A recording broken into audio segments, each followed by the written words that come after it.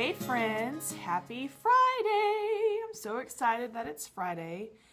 This week in particular has been pretty rough. I was pretty sick this week and I'm feeling much better now, thank goodness. But Wednesday and Thursday were pretty tough. So, glad to be feeling better. I'm glad the sun is shining. The weather is gorgeous here. It has just been beautiful today. The sun is just pouring through the windows in my house and it's amazing. I'm so excited about it. So, yay for winters in the South. I am loving that. So, if you're up north right now and you're getting snow, I do not even feel sorry for you. Hate to say it, but it's true. Move down here to Texas. It is winter and it's 70 degrees outside, so I'm loving it. I am joining in with Alyssa for Coffee Date Friday again this week. I hope you guys will join us. You can do a video with us. You can do just write a blog post. And today's topic is prompted from a question that Alyssa got last week about work-life balance and staying organized. And this is such a buzz topic because it's kind of a myth to stay 100% balanced and also feel 100% fulfilled in all parts of your life. So I think it's going to be interesting to hear what everybody has to say about it. Of course, I have my own views on it. So as a woman who owns her own business and who works for 4 women who own their own business, I feel like I have a lot of perspective and insight on how you tackle your day and what kind of attitude you have when you approach your day has a lot to do with your work-life balance. So I'm just going to talk about like 3 or 4 things that I do that help me feel balanced on a regular basis. I'm not saying that I do it all, I have it all, but I know that I have finally found a balance in my life of staying happy in work, staying happy at home, keeping my marriage healthy, our finances healthy, being involved with my son. So, and I know that, and what I'm going to tell you today only applies to today, because I know that tomorrow it's going to be different. And 2 years from now, when Jet starts playing games, sports and stuff, or is enrolled in karate, or whatever it is he decides he wants to do, it's going to be different. So that's the number one tip I want to give you, is that whatever works for you today probably won't work tomorrow. It may not work a week from now. So you have to sort of be able to be very flexible and adjust your day and adjust your speed and your daily approach to whatever's going on. So don't feel like you have to make this one plan to balance your whole life and it's going to work forever, because that's just not the case.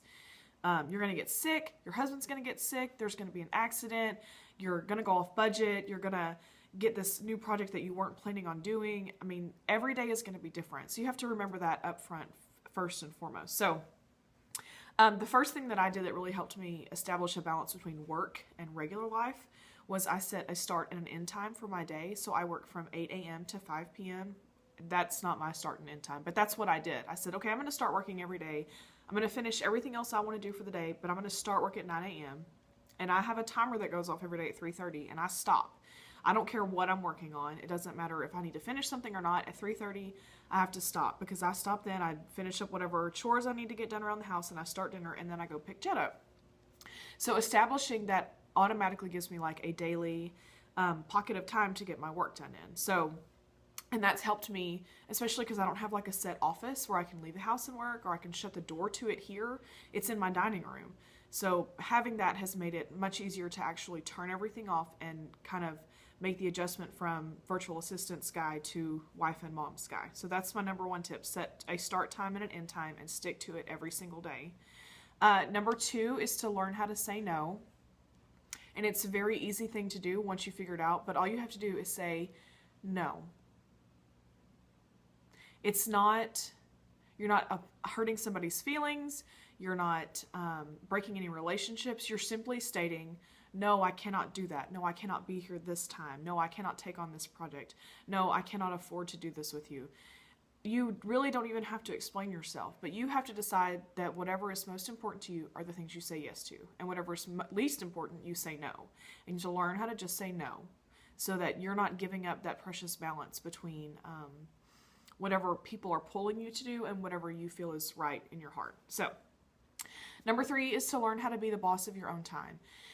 And it's taken me years. This is not something that I just came up with this morning. But I've learned how to manage my time, manage the hours, the specific pockets of time during my day to where I'm doing the most important work at the times that I do the best work.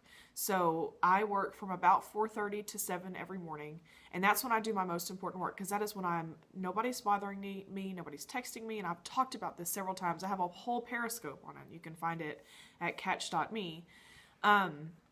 But I've learned that is when I need to do the most important work of my day, and that's because that's when I do my best work. So if I have something really important that needs a lot of my attention and I need to be super detailed on it, that is when I schedule it in my day. So I've learned how to manage those little parts of my day and be sure that I'm doing the most important work during the times that I do the best work every day. So for you, that could be like during nap time, during if you have a nanny that comes to your house or a babysitter, your kids go to daycare. Luckily for me, Jet goes to daycare, so I have the whole day to myself. But I know that not everybody is like that. I know that you're running errands, you have to go to the grocery store, you have to take your kids to the dentist, they're at home with you all day. And if you're a work-at-home mommy and you have your kids at home with you, let me tell you something, you're getting like 10 stars from me, because I can't do that. So learn to manage those little pockets of time and give it your best work when you know you have the most attention to devote to that little pocket of time. The other one is to lose the guilt. It's taken me years to come to all of this, but I used to feel really guilty about saying no and about making something a priority over something else. And you have to lose the guilt about it. You're making a decision based on what's best for you and your family, not what is best for anybody else. And there's no reason to feel guilty about that whatsoever. So lose that guilt associated with making yourself a priority. You just have to do it. There's just no other choice. So, and the other thing is how we stay organized. And so I have recently, I'm not going to go into detail to this, but I'll leave you guys a link in the blog post below about the Periscope. I did all about this. This is my basics planner, and it has replaced all of my other planners. And I go into great detail in that Periscope. So I'd love for y'all to watch that video. But basically, it's a week on 2 days, and then also has like a month on 2 days as well. And it has like a to-do list every day and a priority list every day. And this is how I keep my days organized. And I love it. It's a beautiful color. It's lightweight. It stays open flat for me, so I don't have to worry about that. There's whiteboard paper in it, so I can like plan and dream on that whiteboard paper. There's a bunch of lined notebook paper in the back. I mean, it's awesome. I highly recommend it. I'll leave links to everything for this in the blog post below. So hope you have enjoyed this. I hope you join us. It would be a lot of fun to get to meet some new people, and I hope you guys have a great Friday and a great weekend. Bye!